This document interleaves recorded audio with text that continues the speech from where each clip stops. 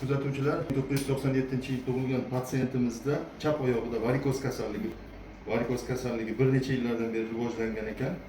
Hozir mana lazerli operatsiyaga tayyorladik va lazerli operatsiyani boshlaydik. Lazer operatsiyamiz davom etmoqda. Hozir og'riqsizlantirish jarayoni ketyapti va 10 daqiqadan keyin lazer amaliyoti boshlanadi.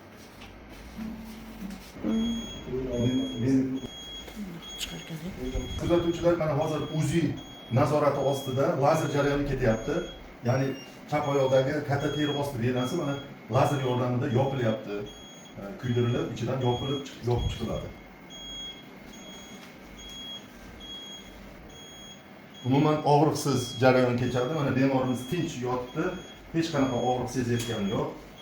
To'g'rimi? Og'riq sezilmayaptimi? Bo'ldi, молодец. Aziz kuzatuvchilar, mana patsiyentimizda varikoz kasalligimiz lazer bilan yarim soatda to'liq bartaraf qildik. Umuman og'riqsiz.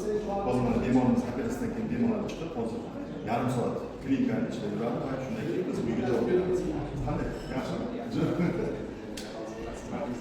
Bo'pti. Bunisi yarim soat yurib turamiz, keyin uyga javob beramiz.